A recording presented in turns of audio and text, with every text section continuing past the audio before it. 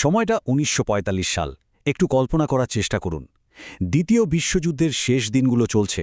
Nazi জার্মানির পতন তখন একেবারে সুনিশ্চিত। আর ঠিক সেই চরম মুহূর্তেই আডলফ হিটলার এক চূড়ান্ত নির্দেশ জারি করে বসলেন। নির্দেশটা কী ছিল?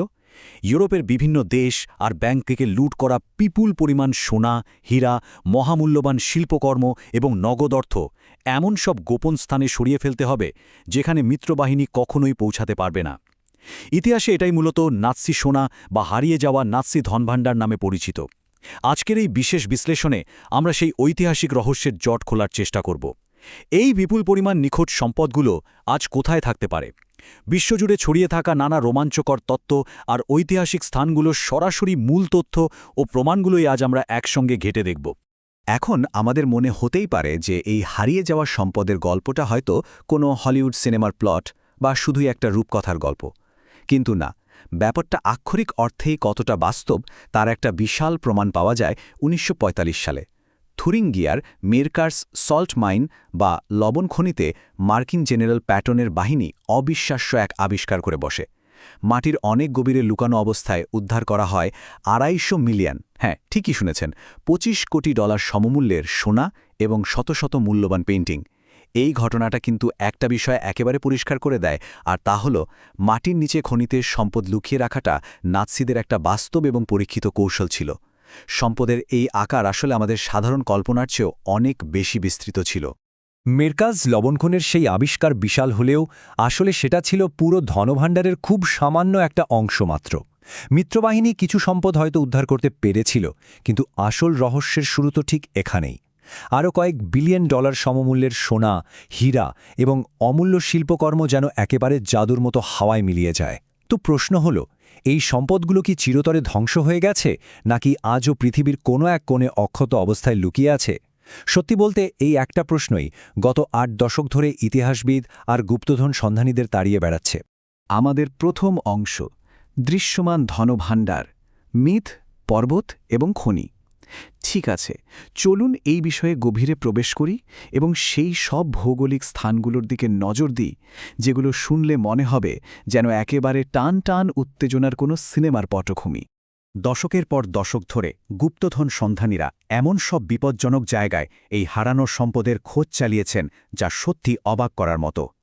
এর মধ্যে সবচেয়ে বিখ্যাত আর রোমাঞ্চকর লোকগাথাটি শুরু হয় ১৯৪৫ সালের মে মাসে। সোভিয়েত বাহিনী তখন খুব দ্রুত জার্মানির দিকে এগোচ্ছে। ঠিক সেই সময় পোল্যান্ডের ব্রেসলাও, যা বর্তমানে রোকলোফ নামে পরিচিত, সেখান থেকে একটি বিশেষ সাঁজোয়া ট্রেন রাতের অন্ধকারে রওনা দেয়। বলা বাহুল্য, এটি কোনো সাধারণ যাত্রীবাহী ট্রেন ছিল না, এটি ছিল আস্ত একটা পলায়নরত কোষাগা। কথিত আছে এই ভুতুরে ট্রেনটিতে প্রায় ৩০০ টন সোনা ও রত্ন বোঝাই করা ছিল। ট্রেনটি পোল্যান্ডের ভালবোজিক অঞ্চলের পাহাড়ি এলাকার দিকে ছুটে যায় এবং তারপর পাহাড়ের ভেতরের এক গোপন সুড়ঙ্গ বা কয়লা খনিতে ঢুকে যেন চিরতরে হারিয়ে যায়। এখন এই লোককথার সবচেয়ে কৌতূহলোদ্দীপক দিকটি হল বাস্তব আর কল্পনার সংঘাত। ২০১৫ সালে বিশ্বজুড়ে রীতিমতো আলোড়ন তৈরি হয় যখন দুই গবেষক গ্রাউন্ড পেনিট্রেটিং রাডার ব্যবহার করে দাবি করেন যে তারা ওই ট্রেনটির সন্ধান পেয়েছেন, কিন্তু পরবর্তীতে সেখানে ব্যাপক খনন কার্য চালিয়েও কোনো ট্রেনের অস্তিত্ব মেলেনি। তারপরও ব্যাপারটা এতই রহস্যময় যে আজও অনেকেই গভীরভাবে বিশ্বাস করেন পাহাড়ের আরও গভীরে এই ট্রেনটি কোথাও না কোথাও চাপা পড়ে আছে। পাহাড়ের সুড়ঙ্গ তো গেল, এর বাইরেও আরও দুটি ভয়ঙ্কর জায়গা এই রহস্যের কেন্দ্রবিন্দুতে রয়েছে। একদিকে আছে অস্ট্রিয়ান আল্পসের মাঝে লেক টপেলেজ। এটি ছিল নাৎসিদের একটি গোপন নৌ পরীক্ষা কেন্দ্র। যুদ্ধের একেবারে শেষ দিকে এই গভীর হ্রদে ভারী বাক্স ডুবিয়ে দিতে দেখা গিয়েছিল। হ্রদের তলদেশে জমে থাকা প্রচণ্ড কাদা আর পচা ডালপালার কারণে সেখানে তল্লাশি চালানো প্রায় অসম্ভব। তবে চমকপ্রদ ব্যাপার হল ১৯৫৯ সালে এখান থেকে নাৎসিদের অপারেশন বার্নহার্ডের লাখ লাখ জাল ব্রিটিশ পাউন্ড উদ্ধার হয়, যা প্রমাণ করে যে এই ঘোলা পানিতে রহস্য সত্যি ঘনীভূত আছে। অন্যদিকে রয়েছে পোল্যান্ডের রোজেনকা বা হোচবার্গ প্যালেস, যেখানে একটি পরিত্যক্ত কুয়া আছে।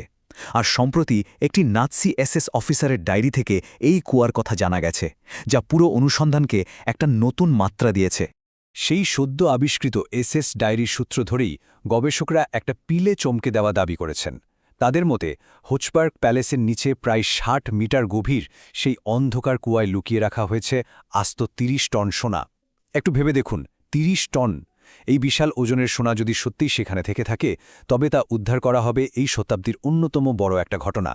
কিন্তু মুশকিল হল কুয়ার গভীরতা এবং কাঠামোগত বিপদের কারণে সেখানে পৌঁছানো আজও সম্ভব হয়ে ওঠেনি। দ্বিতীয় অংশ আমলাতান্ত্রিক বাস্তবতা, মাটির নিচের বাক্স থেকে ব্যাংক ভল্ট। সুতরাং সবচেয়ে গুরুত্বপূর্ণ বিষয়টি হল সব সোনা কিন্তু পাহাড়ের সুরঙ্গে বা হ্রদের কাদায় লুকিয়ে রাখা হয়নি। রোমান্টিক গুপ্তধনের গল্পের বাইরেও একটা অত্যন্ত শীতল, হিসেবি এবং প্রাতিষ্ঠানিক বাস্তবতা রয়েছে। চলুন এবার মাটির নিচের বাক্স থেকে নজরটা সরিয়ে একটু আন্তর্জাতিক ব্যাংকিং ব্যবস্থার দিকে দেওয়া যাক। আসলে নাৎসিরা তাদের লুট করা সম্পদের একটা বড় অংশ অত্যন্ত ঠান্ডা মাথায় এবং বুদ্ধিমত্তার সাথে আইনি উপায়ে পাচার করেছিল। তারা সুইজারল্যান্ড, পর্তুগাল, স্পেন ও সুইডেনের মতো নিরপেক্ষ দেশগুলোর ব্যাংকিং ব্যবস্থাকে পুরোপুরি কাজে লাগায়।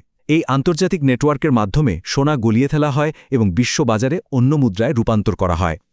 সুইস ব্যাংকের গোপন ভল্টগুলোতে শত শত কোটি ডলারের সোনা জমা ছিল, যার বিশাল একটা অংশ যুদ্ধ পরবর্তী সময়ে কখনোই আর মূল মালিকদের কাছে ফিরে আসেনি। বরং বলা যায় তা আন্তর্জাতিক অর্থনীতির এক জটিল জালে চিরতরে হারিয়ে গেছে। তৃতীয় অংশ, পলায়ন, ইউবোট থেকে দক্ষিণ আমেরিকা। আচ্ছা, সম্পদ তো পাচার হল, কিন্তু সেই সম্পদ যারা নিয়ন্ত্রণ করত তাদের কি হল? ঠিক এখানেই চলে আসে নিখোঁজ সম্পদের মানবিক বা বলা ভালো অমানবিক দিকটি। সম্পদ বাঁচানোর পাশাপাশি নাৎসি জার্মানির শীর্ষ কর্মকর্তারা নিজেদের বাঁচাতেও মরিয়া হয়ে উঠেছিলেন।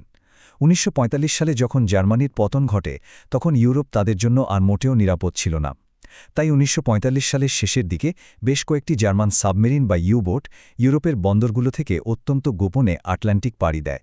তাদের গন্তব্য ছিল দক্ষিণ আমেরিকা।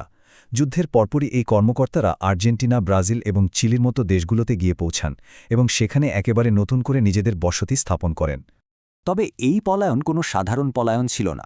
আটলান্টিক পাড়ি দেওয়ার সময় এই উচ্চপদস্থ কর্মকর্তারা লুট করা সোনা এবং হীরা নিজেদের সাথেই বহন করে নিয়ে গিয়েছিলেন। এই সম্পদ শুধু যে লুকিয়ে রাখার জন্য ছিল তা কিন্তু নয়, এটা ছিল আক্ষরিক অর্থেই তাদের বেঁচে থাকার রসদ। এই রক্তমাখা সোনা ও হীরাগুলো তারা দক্ষিণ আমেরিকার বিভিন্ন গোপন আস্তানায় ও ব্যাংকে জমা করেন। আর এই সম্পদের জোরেই তারা তাদের আসল পরিচয় লুকিয়ে বিদেশের সম্পূর্ণ নতুন এবং বিলাসবহুল এক জীবন নিশ্চিত করেছিলেন। আমাদের শেষ অংশ, ৮০ বছর পর এক অন্তহীন সন্ধান।